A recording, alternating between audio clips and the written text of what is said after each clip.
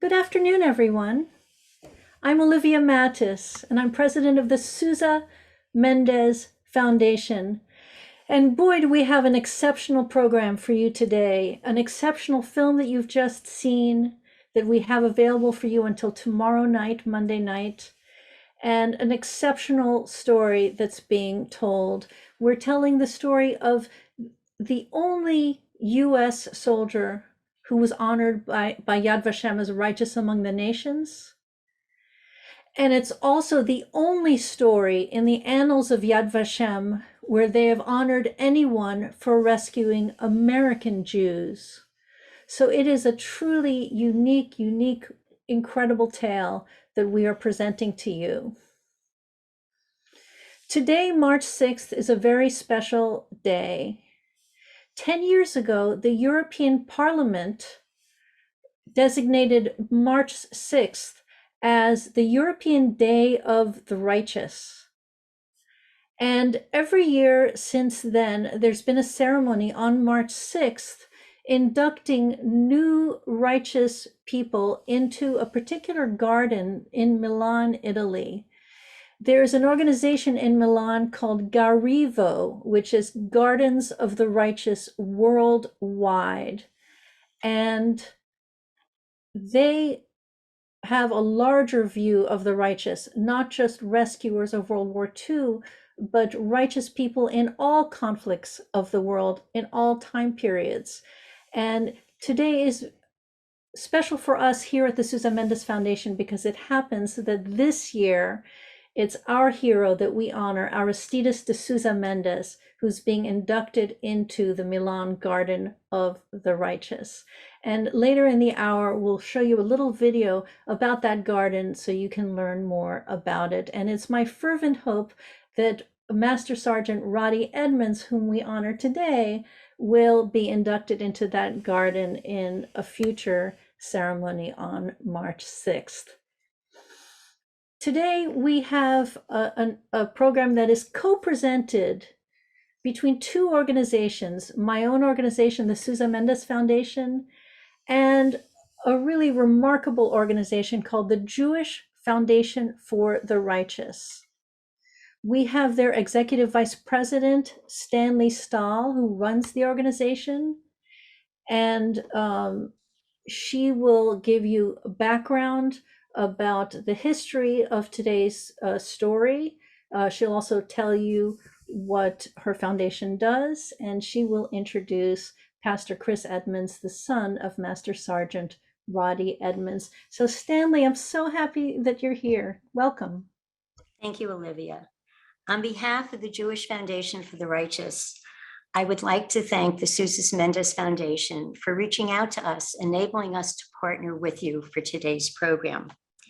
As Olivia mentioned, I'd like to say just a few words about the work of the JFR. The foundation was established by Rabbi Harold Schulweis of blessed memory in order to repay a debt of gratitude on behalf of the Jewish people to those non-Jews, Christians, and Muslims who during the Holocaust risked their lives to save Jewish lives.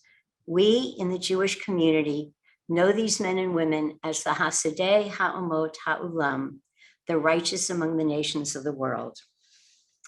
During the past 30 years, the JFR has sent $43 million to some 3,700 righteous living in 34 countries. Today, we are supporting 140 righteous living in 14 countries, and we expect to expand or spend about $1 million this year in direct support of the rescuers. Our commitment to the righteous is to fund them for the remainder of their lives, and when they pass away, we will provide a funeral grant if we're requested.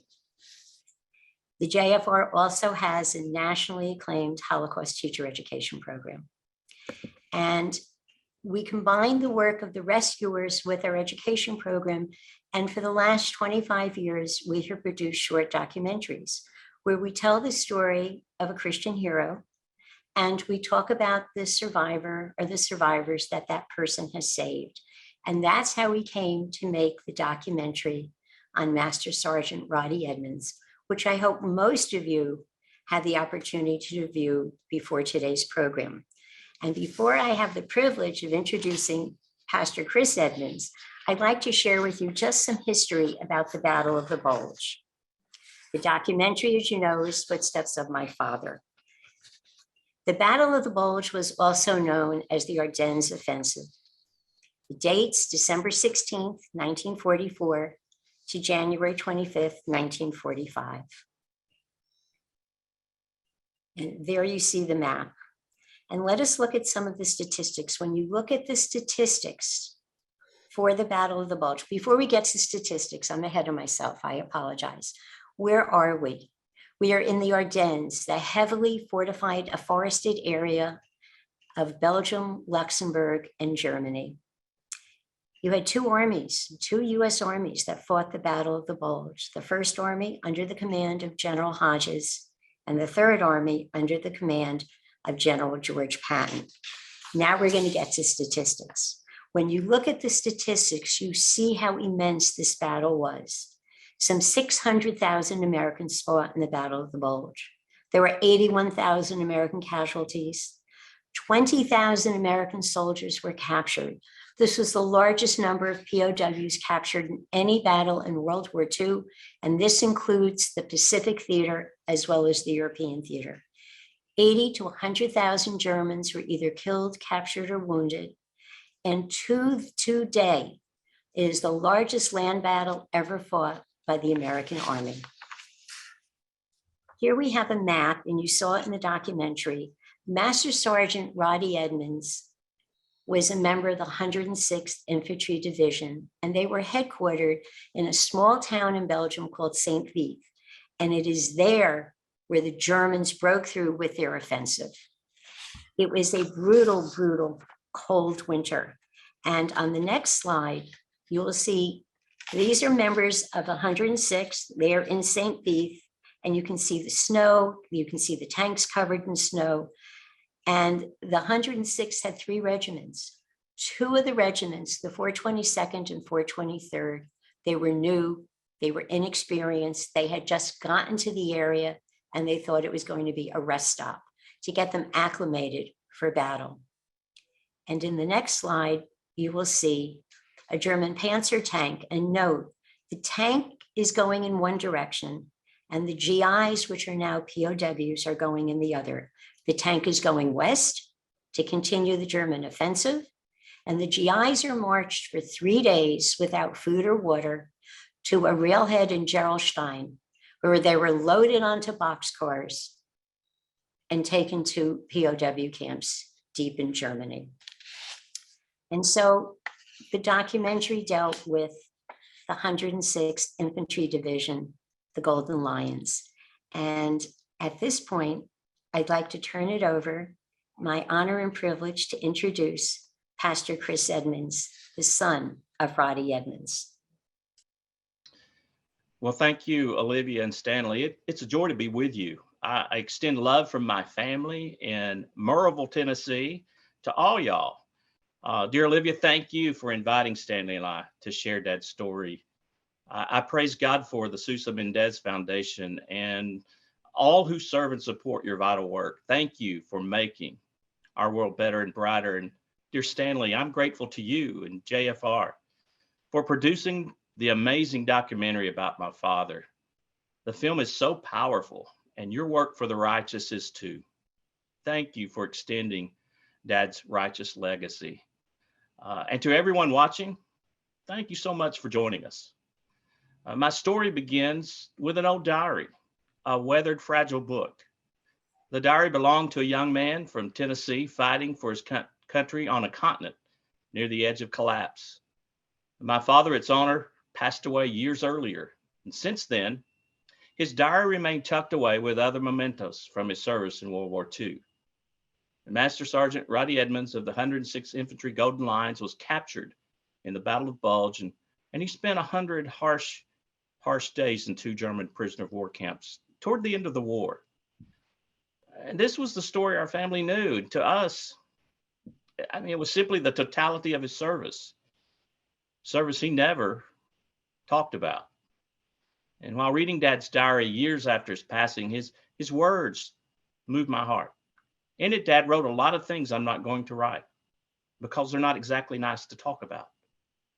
I know God was with us and he answered our prayers. He also said, I learned men even better than before. Some were good, some were bad, some were better, and some were worse. And Dad's words inspired me to look further into his service and uncover the true story of his time as a prisoner of war. One evening, just past midnight, I searched my father's name and rank on my computer. Remarkably, Dad's name appeared in a New York Times article entitled Richard Nixon's Search for a New York Home. The article recounted how an attorney named Lester Tanner sold his historic townhouse to the president in 1980. And in the article, Mr. Tanner mentioned the bravery of his Master Sergeant Roddie Edmonds saving his life. Well, I'm stunned. I mean, that's my father. Who is Lester Tanner? And what does he mean by bravery? And so the questions flood my mind. Is Mr. Tanner still alive? And if so, where is he? So I searched and found him still in New York City. And the day I met Lester, I learned the true story of my father's service. Dad was the highest ranking American soldier in Stalag 9A, a POW camp for non-commissioned officers near Ziegenhain, Germany. It was near the end of the war, late January 1945. Now, the Nazis had strict anti-Jew policies. Even in the POW camps, they would segregate Jewish POWs from non-Jews and send them to their certain death in murderous concentration camps. American Jewish soldiers were told by the army if they ever fell into enemy hands to destroy their dog tags and never mention their Jewish identity. Late on the evening of January 26, the Germans sent orders to my father that only the Jewish Americans were to report for the next morning's roll call, just the Jews, no one else. All who disobeyed would be shot. Without hesitation, Dad turned to his men and he said, "We're not doing that. Tomorrow, we all fall out." Well, it was bitterly cold that Saturday morning, January 27, 1945. As the Nazi commander approached, he couldn't believe his eyes. All the Americans, nearly 1,300 soldiers, were lined up in sharp formation. Many of them had to be helped out there because of their condition. The German, a Major Siegmann, was shocked, stunned beyond belief. He's in charge of all POW camps. He's the eyes and ears of Hitler. Siegmann rushed over to my father and he screamed, "They can't all be Jews!" To which my father declared, "We are all Jews here." Dad continued, "Major, under the Articles of Geneva Convention, prisoners of war are only required to give name, rank, and serial number." "Don't quote regulations to me," screamed the major. "Were my orders not clear? I want the Jews, just the Jews." Well, standing on Dad's left was Sergeant Lester Tannenbaum, a 19-year-old Jewish kid from the Bronx, whom Dad had trained since basic, one of Dad's best soldiers. On Dad's right was Sergeant Paul Stern, a combat medic from the 28th Division, another Jewish kid and fine soldier from the boroughs of New York. Ensuring eye contact, my father leaned in and declared, "Major, we'll give you name, rank, and serial number. That's all." Well, Dad's defiant bravery swept through the ranks. The Nazi turned blood red. Enraged, he lunged forward and pressed his pistol hard into my father's forehead. "Sergeant, one last chance. You will order the Jews to step forward or I will shoot you right now." Well, by this point, Dad and his men had faced untold horrors, a brutal battle, a death march in deep snow, no food, no water, bombing while imprisoned in boxcars, 40 days of intentional starvation. The men, on average, were losing a pound a day. They were miserable, haunted by lice, dysentery, and trench foot, forever hungry, forever cold. And just 2 days earlier, Dad and his brave boys were forced to watch the savage execution of a young Russian soldier and threatened the same would happen to all who disobeyed Nazi orders. Dad had been shot, interrogated, beaten, kicked, smashed with rifle butts, bitten by dogs, stripped of his dignity, and the only word he would share with me as a young man when I asked what happened over there, he said, "Son, we were humiliated." That's all he'd say. Maybe that's why Dad wrote in his diary, no one can realize the horrors an infantry soldier goes through. You get scared. And I mean scared. Yet there, Dad and his men stood. They stood together. They stood strong, brave, resolute. Lester said, "Your father never wavered." Suddenly, Dad spoke, leaning in again, ensuring eye contact. He said, "Major, you can shoot me, but you'll have to kill all of us because we know who you are. And you'll be tried for war crimes when we win this war, and you will pay." The Nazi immediately turned white. His arm trembled, fingers still on the trigger, gun pressed to my father's head.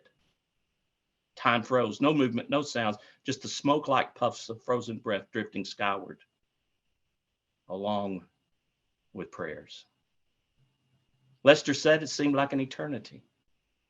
Then suddenly, without warning, the major pulled the gun to his side and stormed away, never to come back and ask for the Jews again.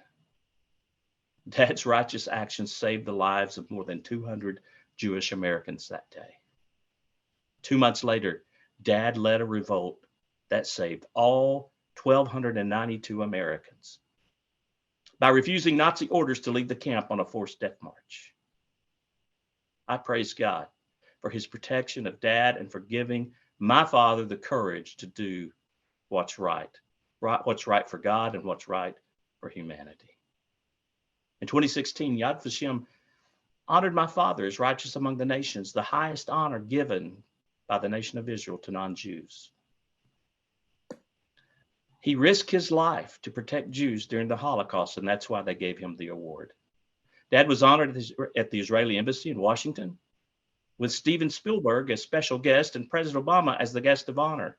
I guess I can take that off of my bucket list, warming up the crowd for Mr. Spielberg and Mr. Obama. Dad is only the 5th American and the first U.S. soldier to be named righteous, as Levy has shared, and the first of the righteous who saved American Jews. And I like to say he's the first Tennessean who was named as righteous. Well, my heroes, Sonny Fox, Lester Tanner, Paul Stern, and their families were there representing all the Jewish Americans whom Dad saved. It was a remarkable evening. And Dad's legacy are these men and all 1,292 American POWs who were saved during that time as POWs, including their children, grandchildren, great-grandchildren, and generations to come. Lester and I calculated one afternoon while sitting in his apartment in New York, more than 13,000 people are alive today because of Dad's selfless actions. That's amazing. While Dad's life has many lessons, the lesson we can learn today is selfless love. Lester described Dad's selfless love for God and humanity this way. Roddie could no more have turned over any of his men to the Nazis than he could stop breathing. He just couldn't do it. A righteous man. We need that same selfless devotion to God and humanity today. Let me ask, are you glad you're loved? I know I am. Next chance you get, smile and tell someone, "You're the best looking thing I've seen all day." You know what you'll get? A smile in return. Ain't that good? It sure is. And that's what our hateful world needs. Love expressed by little o you and little o me. Anti-Semitism and hatred of every kind has not gone away. In fact, sadly, it's growing. It is evil. It is wrong. Hatred of others did not find a place in my father's heart, and it must not find a place in ours. You see, love is powerful. It's the cure for hatred. And like my father, all of us should express love. From Dad's diary to my recent book, No Surrender, the Lord has shown me an amazing truth about selfless love. Your ordinary life lived well is extraordinary, even heroic. Your life matters, and it matters most when you love others better than yourself. You see, you and I are the difference. One person can make a difference, and you're that person. The Talmud teaches the same. He who saves one life saves the entire world. Like Dad, go save your world with one kind word, one good deed, one loving action, one precious life at a time. Be the hero. I want to thank you for allowing me to share Dad's story, and I'm going to turn it back over to Olivia. Thank you, Pastor Chris. Boy, what a story. And clearly you're your father's son. There's no doubt about that. So there is, well, I'd like to encourage the audience to start putting their questions into the chat box. There are a few questions in there already, and I'd like us to get to as many as possible. But right now we have time to have a dialogue between Stanley and Pastor Chris. So Stanley, maybe there's a question you would like to ask Pastor Chris. Okay, Chris, thank you for this afternoon and for telling part of your dad's story. Can you tell us how you came about to find the diary and that has led you on this amazing journey of discovery? Yes, ma'am, I sure can. And thank you for asking. It really, I'd read the diary several times growing up, particularly as an older teenager and a young man. But Dad passed away in 1985, and he never shared anything of significance about his diary. And so Mom and Dad just basically kept it in a dresser drawer. And my twin daughters were born the year that Dad died. They were 6 months old. And one of those twins, Lauren, actually both were attending Maryville College later when they were 18 years old. And Lauren was in a history class, and she was asked to, with some other group members in her class, to do a group project on history related to a family member. They sat around in a circle and talked about their family. And then when she said, well, my papa was a POW in World War II, they said, that's the story. That's what we should do. And so she came home and she was excited, and she said, Dad, what do you think? And I said, that'd be great. Let's borrow Dad's diary. He's got a couple of journals, and let's let y'all take a look at it. And so they did that, and they made a short video just taking pictures off the internet. And the narration was taken directly out of Dad's diary. So the young man that did the narration, he just read excerpts from Dad's diary. And I watched that video, and it was like, boom. I mean, it was, for the first time, I was stirred and moved by it. And although I had been in the past, but this was different. It was like God was saying to me, Chris, there's more here. You need to go investigate. And I didn't know what was there. And so that led me to start doing research. And I learned that I could get records from the National Archives. I started visiting the National Archives. And then that night I searched Dad's name and rank on the internet. I was just looking for Army records actually to order Army records. And that was the first link that came up, was that Lester had done the interview in 2008. They'd published the editorial in early 2009, and in March of 2009, I go on the internet looking for that. Now I think that was all appointed and ordained by God, and he's dropped breadcrumbs all along the way, and answered prayers all along the way. And Stanley, you and JFR are one of those answered prayers, because I had prayed for 2 years to go follow my father's footsteps. And then you call me out of the blue, which I don't think it was out of the blue. I think it was ordained. And you asked to invite me to go with you in a film crew. So, I mean, my prayers were answered a whole lot bigger and better than I had ever prayed. So I need to pray bigger prayers, obviously. But thank you, Stanley, for being a vital part of this story getting out to the world.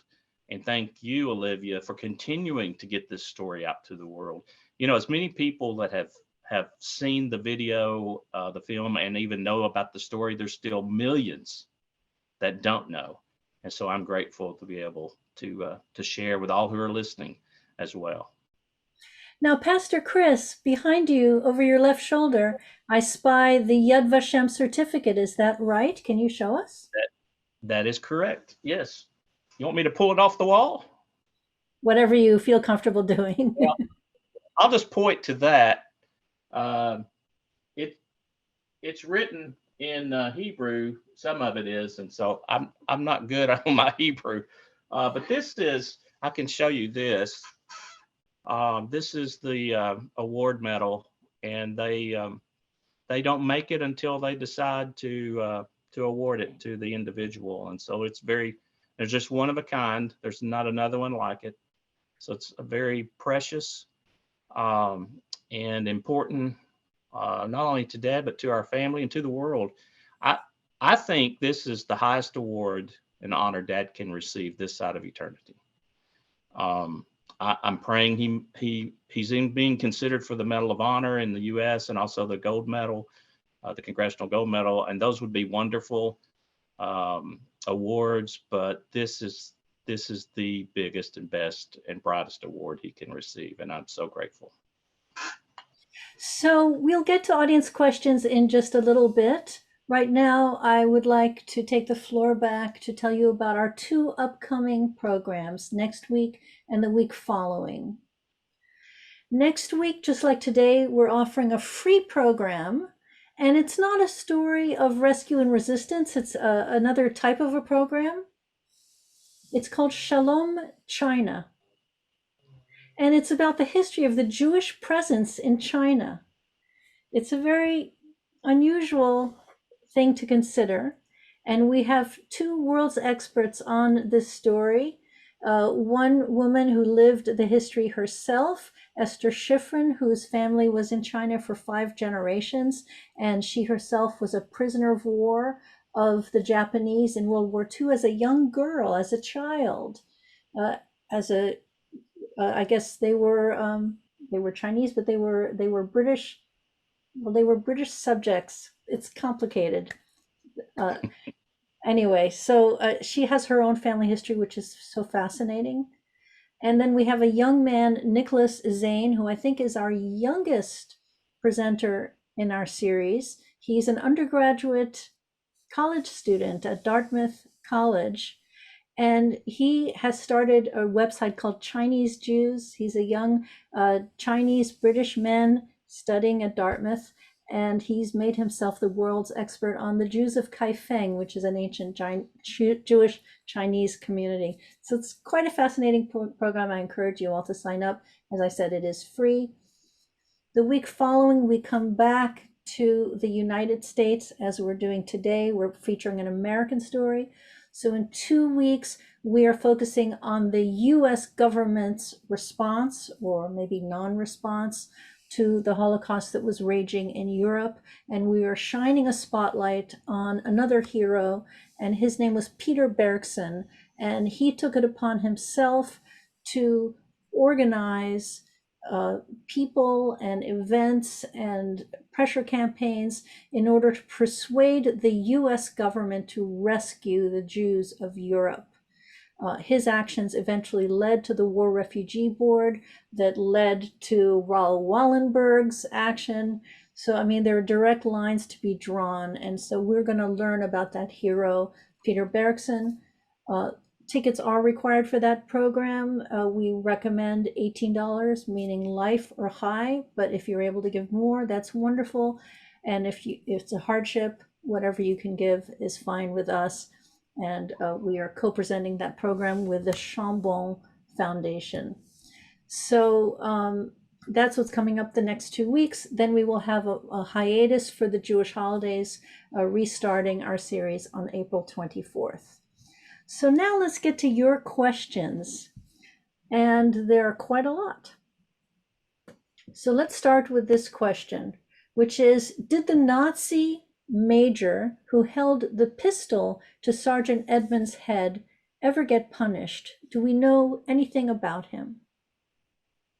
Well, I know more about him before the war and during the war than I do after the war. Our research on him was pretty much empty and vacant until about, I guess, 3 months before publication of the book. And the place where we found the most information about him was in the French archives. It was reporting on the reporting powers who would go into different countries, would send different people into the POW camp, the German POW camps, and do reports on those. And so a French delegate had written a report about Major Siegmund as related to all the POW camps, because ultimately he was in charge of all the POW camps. And so I don't think he was punished, although he did report, he reported directly to General Jodl, who was tried and executed. But Major Siegmund was not, as far as we know. I know he wasn't executed, and I don't think he was tried, but we don't have that definite information. It's really interesting to note that he was a young officer in World War I, and when World War I was over, he was just as upset and despondent about the German people as Hitler was. And so he left and went to America. He moved here to America, and he married a German girl here in America, and he became an executive for GM, General Motors. And his son was born here in America. And when the war broke out again in World War II, he moved his entire family, 2 Americans, back to Germany. His son ultimately fought as a Nazi soldier in Russia and was killed a year before this moment when he stood with the pistol to my father's forehead. And he could speak American English. That's why he could go up to Dad and Dad could understand him. And it was in Chicago American English. I mean, Midwestern English. There was no hint of accent. So he was a very vital part of the German war effort for POWs. So there's a question here about what made your father, what gave him this moral compass.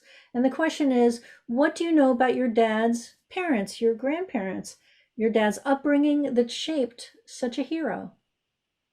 Well, I can say, tracing my family roots all the way back to the 1600s, Dad's side of the family came from Quakers.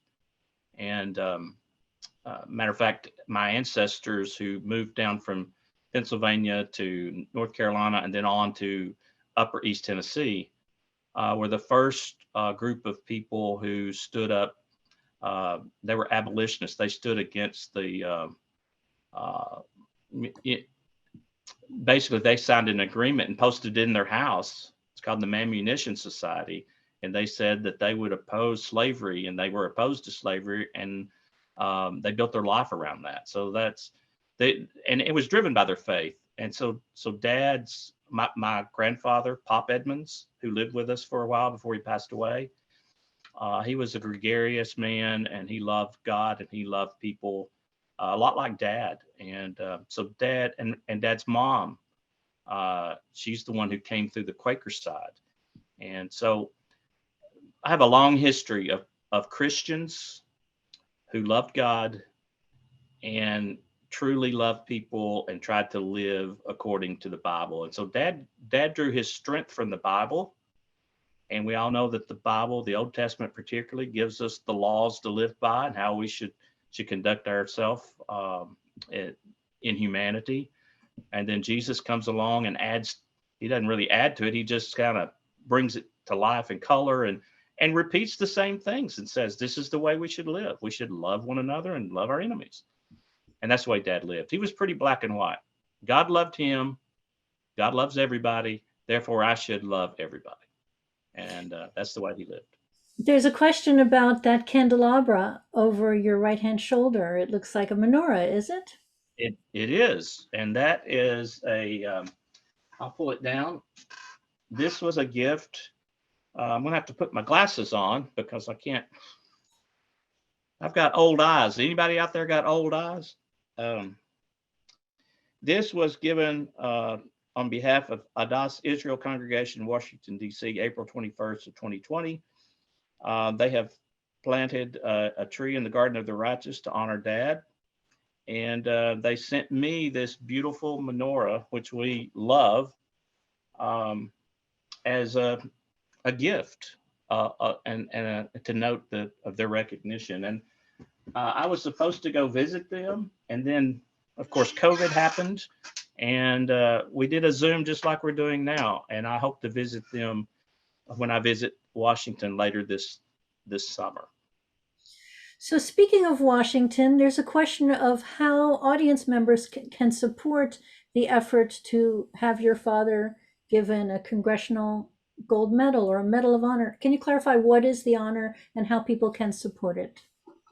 Well, they're two different awards. The Congressional Gold Medal is the medal that is appropriated by Congress. Both the House and the Senate have to vote in majority to have that happen. Currently, and the way that process would really work well is the Senate, if the Senate passes it, then the House will follow along. And so our goal is to get the Senate to pass it.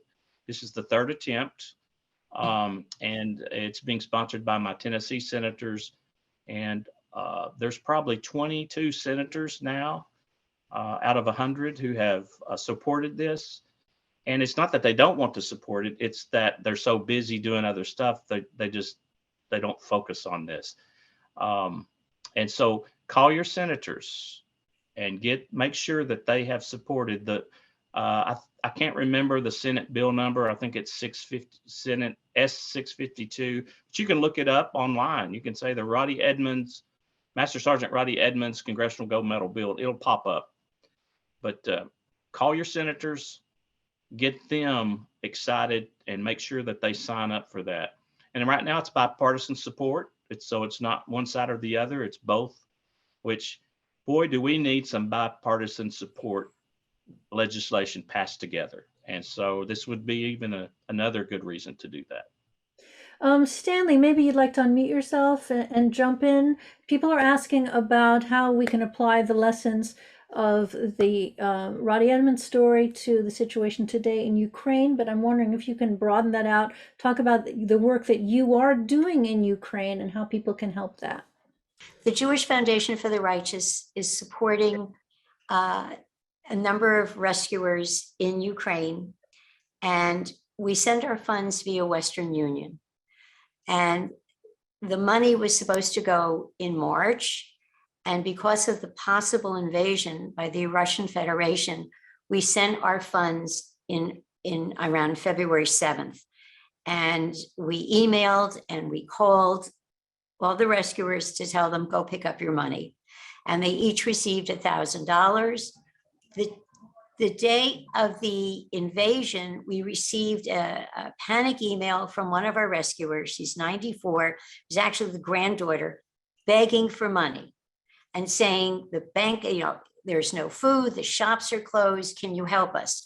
So our board did an emergency authorization of an additional $2,000 for every rescuer, but the invasion had started and there was a run on the bank. So what we did is we did 3 test transfers, one to Kyiv, one to Vinnytsia, and one to the middle of nowhere, Ukraine. The rescuer in Kyiv has not picked up. The rescuer in Vinnytsia has not picked up, and they told us they cannot get the money. And the money is picked up at a bank. Western Union operates at banks in Ukraine, and they're only giving funds to the army to pay salaries. And the rescuer, Vladimir Chernobyl, who turned 100 on September 1, 2021, in the middle of nowhere, was able to pick up his funds. So we are going one by one to see where the rescuers are. I have volunteers that speak Russian and Ukrainian, because we have rescuers that live in Kharkiv, that live in Kherson, which is now in Russian hands. And to see if we send the money, will they be able to get it?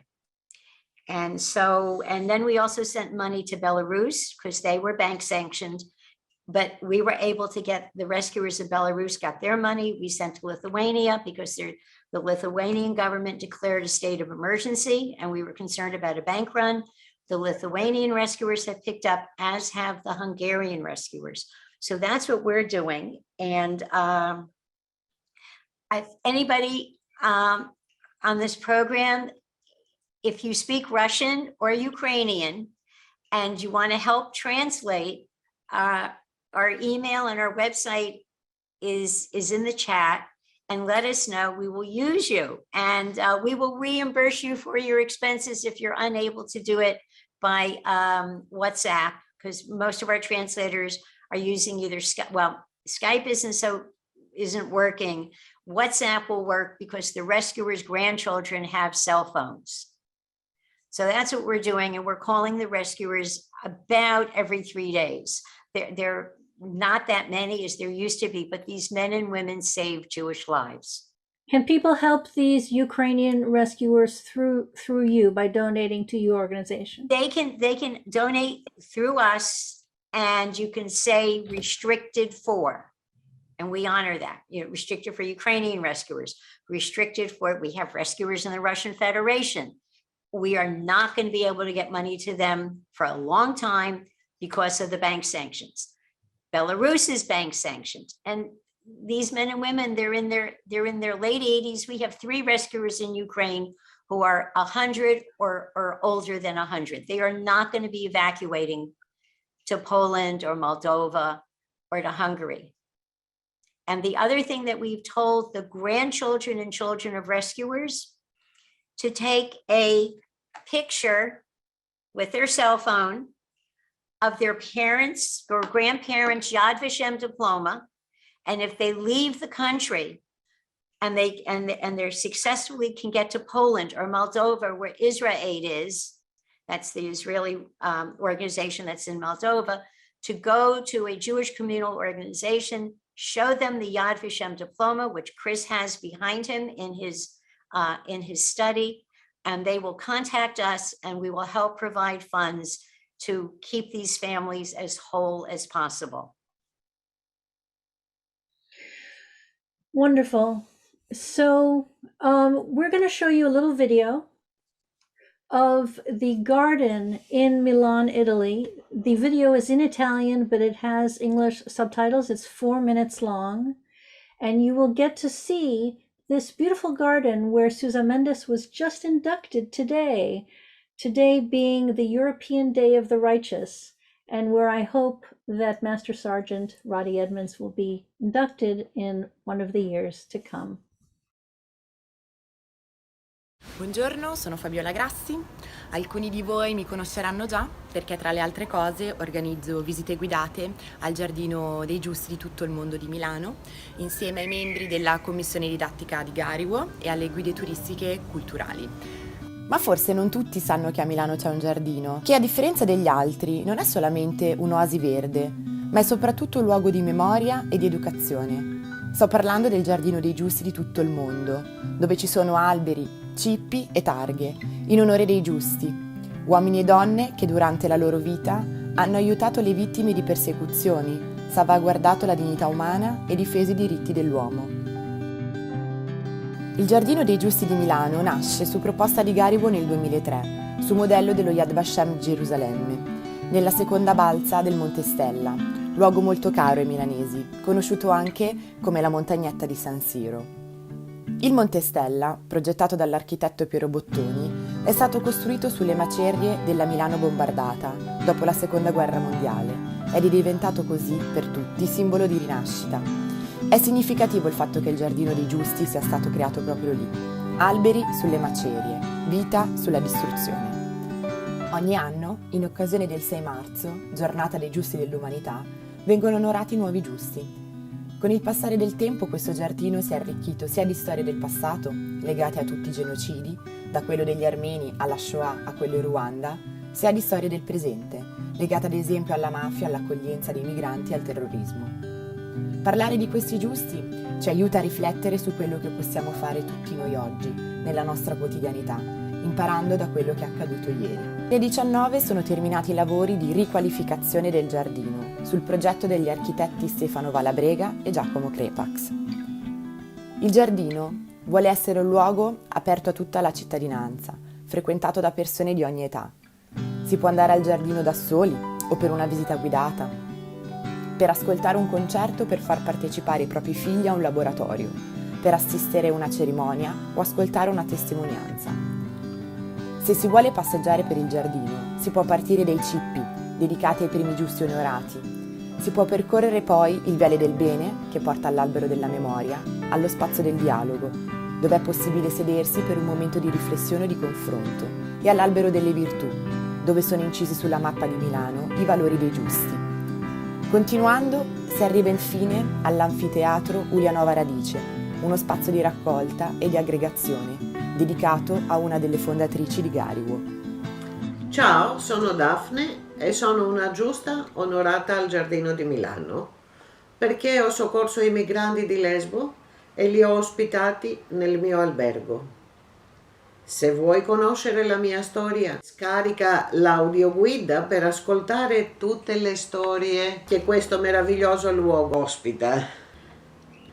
Sai, non sono l'unica giusta dell'isola di Lesbo. Altre persone sulla mia bella isola hanno aiutato i migranti e per questo sono stati onorati nel giardino virtuale.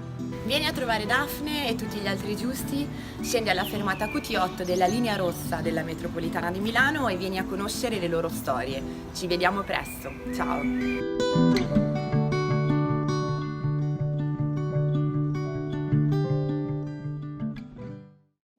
Great. So, Pastor Edmonds, there's a question for you, which is kind of a profound one, which is, how has learning about your father's story changed you? Well, it's changed me tremendously. I am grateful to know what Dad did. I learned what he did as a young man, even though I had seen who he was, as my father. But he was an older man when I was born. He basically lived a lifetime before I was ever born. So how it's changed me is it's made me more intentional in loving others beyond my circle or my network of comfortable love. And it's helped me to understand that loving others takes moral courage. And that's not an easy thing to step up and stand up for what's right. And to extend that love to all. He said, we are all Jews here. Well, we're also all humans here. And that even though I've been a pastor and I preach that, it's one thing to preach it, it's another thing to live it. And so this has been very vital for me to see that my shortcomings and how I can overcome those and reach out to all. And so it's been a very transformative experience for me, and to see that my dad's story is resonating with people of every age, of every nationality, all across the world, because we all hunger for heroes. We all hunger to be heroic. And truly the world needs heroes. It's obvious.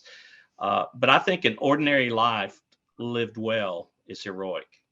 And so you being who you're supposed to be and doing what you're supposed to do and doing that without any fanfare and without any expectation of reward like Dad did is the best life to live. Stanley, there's a question for you about JFR. And the question is, does JFR naturally cease operating once the rescuers are all gone? But I know that's not the case. You do such an important work with Holocaust educators. So talk about that, please. We have two goals. As Olivia said, we provide financial support to the righteous, but we also have a nationally acclaimed Holocaust teacher education program. And we have a Centers of Excellence program where we're partnered with 13 Holocaust centers. And we have a week-long academic program taught at the graduate level that's located in the New York, New Jersey metropolitan area, where we bring in 13 world-class scholars. We have a European study program. And this year, we're going to be launching 2 new online programs. And the one thing that the JFR does that differs from many of the centers, you all come from different parts of America, and I'm sure there are local Holocaust centers near where you live or regional museums. the JFR only addresses the history of the Holocaust. We are not able, either with resources or staffing, to look at other atrocities and genocides. And so we are wedded to the historiography of the Holocaust, to looking at righteous Gentiles discussing, as Pastor Edmonds said, personal choice, moral responsibility, and that we should be here for each other.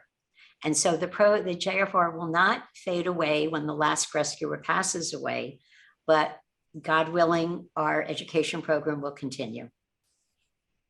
Great. And there'll be an opportunity for each of you to give some final thoughts in a few minutes. Right now, I do have my own question, which is, so I understand Pastor Chris's journey of discovery, from discovering that that diary to ultimately writing his own book about his father's story. But Stanley, how did you discover the story? How did you discover Pastor Chris? How did you come to make this beautiful film together? I read an article. Could have been in the New York Times. I do read it every day. And I made a phone call. I went online, and I looked up and I said, excuse me. This man answers the phone and I said, Pastor Chris Edmonds, the son of Master Sergeant Roddie Edmonds, how would you like to go to Belgium? And he says, the girl named Stanley is calling me, and the rest is history. Chris, you want to add to that? Yeah, I was teaching a leadership class down in Huntsville, Alabama for the Department of Defense. And I was just down there, and one morning I was stepping out to get in my car to go to teach the class, and Stanley calls, and she says she's Stanley, and of course that, like, Stanley? And she said, well, I spell it differently. And but really, here's how she asked me. She said, is this the real Chris Edmonds? And I said, just the only Chris Edmonds I know. And she said, no, I mean the son of Master Sergeant Roddie Edmonds. And I said, yes, it is. And then we had a delightful conversation. And then she said, oh, by the way, we need to leave in about 30 days. Do you still want to go? I said, yes, ma'am. You tell me when and where to be, and I'll be there. And it was a phenomenal trip. She became our Jewish mother, shepherding, what was it, 7 of us, Stanley, 7 men, through the Ardennes and parts of Germany unknown. And we stayed all over the place, and we visited not only the battlefields, but we visited both of the POW camps where Dad was at, and some other important places along the way. And Stanley and I fell in love with each other. She's my Jewish girlfriend. Don't tell my wife. Well, Regina knows. But anyway, Regina loves her as well. And so she's family. And we are so grateful to know Stanley and love Stanley. And the work that they do at JFR is just as vibrant as the work you do, Olivia, through the Sousa Foundation. And so I praise God for both of you. Thank you. So now it's time for some final thoughts. So Stanley, what thoughts do you want to leave us with today? Well, Olivia, thank you for reaching out to me. It's been wonderful, and we probably should have done this much sooner. And I want to also thank Michael from the foundation for being so kind and gracious with this time and helping us set up. The final thoughts are, I think what Pastor Edmonds has said, we are here for each other. Master Sergeant Roddie Edmonds was a young man, 24, 25, put in a very difficult situation. And I think one of the takeaways from Roddie Edmonds is that if you have an opportunity to do something and it's a difficult decision, think long and hard. He made a decision because what Pastor Edmonds did not say, and I don't know how many of you saw the documentary, the first POW camp they went to, they separated out the Jewish POWs, and the enlisted men, not the NCOs, but the enlisted men that were Jewish were sent to Berga, where more than 50% died. And when they got to the second POW camp and Roddie Edmonds was in charge, he said, basically, not on my watch. We are not going to give up our Jewish service members. And if you looked at the documentary, Roddie Edmonds saved Jews twice and the Christian soldiers once. He saved the Jews when he refused to give up the Jewish POWs. They all came into formation. And when the camp was being evacuated, the Brits went, the French went, the Russians went, the Americans didn't go. If the Americans had gone on that death march, Christians and Jewish POWs would have died. Pastor Edmonds, what would you like to say to our audience in closing? Well, I'd be remiss if I didn't say a good word about my mother, Mary Ann, and I'd also be in trouble when I see her in heaven, and I don't want to be in trouble with Mom. She would say, Christopher, but Mom was also heroic in her service and care for others, and that came from her faith as well. It was one of her greatest gifts, and she cared about family, neighbors, church family, coworkers, kids that I drug in from the neighborhood. She was a busy bee in her help and practical. And she could really cook, and she used that as one of her gifts. She also tenderly cared for Dad for the last 3 years of his life, and when he was dying of congestive heart failure. She was just a wonderful mom, and she's a blessed memory. She passed away in May of 2020. And so I'm grateful for my family, my mom, my dad, and my older brother. And she even cared for him. He has schizophrenia, and she cared for him for 40 plus years before she passed away. And so I would leave, love your family, love God, and love others, and let everything else take care of itself. And I want to close with a song my mom and dad taught me and my brother Mike as a little boys. It's a song we should live by every day. And it's simply, this little light of mine, I'm gonna let it shine. This little light of mine, I'm gonna let it shine. This little light of mine, I'm gonna let it shine. Let it shine, let it shine, let it shine. So thank you, Olivia, Stanley, and everyone watching. I praise God for all of you. Thank you for blessing our world with goodness and with light. And may our loving Lord, the God of Abraham, Isaac, and Jacob, bless you with life, light, and love from above. I'm going to thank our wonderful speakers. Certainly thank your father posthumously for what he did. And thank our beautiful audience for being here today. Hope to see you all next week, the week after, and in our programs to come. So thank you, everybody. Have a wonderful rest of your day, everybody. Bye-bye.